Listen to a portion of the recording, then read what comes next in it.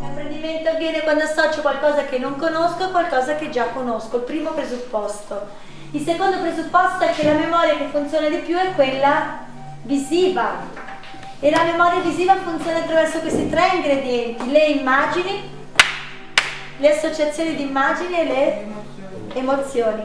Secondo step, gli ingredienti principe della memoria visiva sono il paradosso, l'azione e il vivido. Più un'immagine è particolare, più esula dalla realtà, più rompe gli schemi, più la ricordiamo. Più un'immagine è in azione, più è interattiva, più vi coinvolge direttamente, più la ricordate.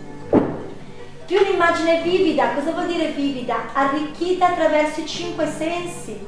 Il mare lo potete vedere con la fantasia, potete pensare al profumo del mare, sentire il sapore dell'acqua salata, il rumore degli scogli che si il rumore delle onde che si infrangono sugli scogli. Si può. 15 d'agosto alle 14 del pomeriggio sentire la sabbia che scotta, si può. Vi è chiaro quindi? Quindi cosa succede? Che primo presupposto, metafora. Secondo presupposto, il linguaggio meglio riconosciuto dal nostro cervello è quello delle immagini. Noi ragioniamo attraverso le immagini. Terzo presupposto cos'è? Unire tutto questo con, come vi dicevo, il paradosso, l'azione e il vivido.